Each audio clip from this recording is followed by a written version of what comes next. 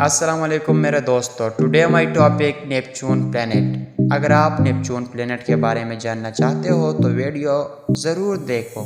So what is Neptune planet? Neptune وہ پہلا واحد سیارہ تھا جس کی دریافت بذریعہ دوربین نہیں بلکہ بذریعہ ریاضی ہوئی۔ 1781 میں سیارہ یورینس کے دریافت کے بعد فلکیات دانوں نے مشاہدہ کیا کہ یورینس اپنے معمول کے مدار معمولی بھٹکا ہوا ہے۔ برطانیہ کے ایڈمز اور فرانس کے جوزف نے ریاضی کے ذریعے معلوم کیا کہ یورینس کے مدار دھکا رہا ہے۔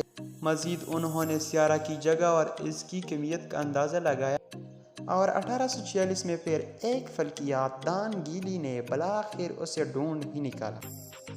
پلوٹو کا سورج کے گرد مدار بیوزی قسم کا ہے، اور کبھی ایسا وقت بھی آتا ہے جب پلوٹو نیپچون کے مدار کو فلانک کے سورج سے نیپچون کی نسبت قریب ہو جاتا ہے۔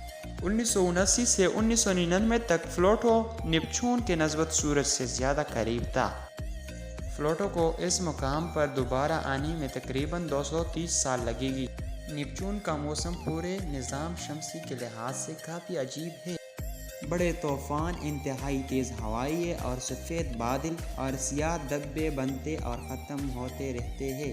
نیپچون کا اوسط درجہ حرارت 214 ڈگری سینٹی گریڈ ہے۔ نیپچون پر زمین کی نسبت ہزاروں گنا کم روشنی پہنچتی ہے، اور اس کے باوجود نیپچون کے شدید موسم ابھی تک ایک راز ہی کہ ٹھنڈا ہونے کے باوجود 2100 کلومیٹر فی گھنٹہ کی رفتار سے طوفان کیسے چلتے ہیں۔ 1889 میں وائیجر 2 نے نیپچون کا قریب نظارہ کیا اور اس پر موجود سیاہ رنگ کی زمین کے جسامت جتنے دھبے کا ڈیٹا بھیجا، جو کہ دراصل ایک 1500 میل فی گھنٹہ کی رفتار سے چلنے والے طوفان تھا۔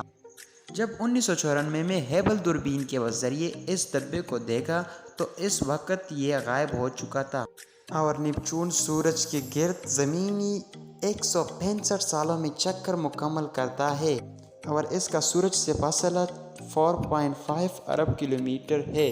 نیپچون کے گرد رنگز بھی ہے لیکن بہت باریک، اور ان کو 1980 میں دیکھا گیا۔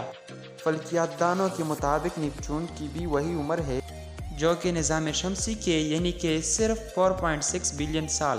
نیپچون کی محوری حرکت اور زمین کی محوری حرکت کے مقابلے میں بہت تیز ہے، اور یہاں کے دن زمین کے 16 گھنٹوں کے برابر ہوتا ہے۔ وائیجر 2 کو نیپچون تک پہنچنے میں 12 برس لگے ہیں۔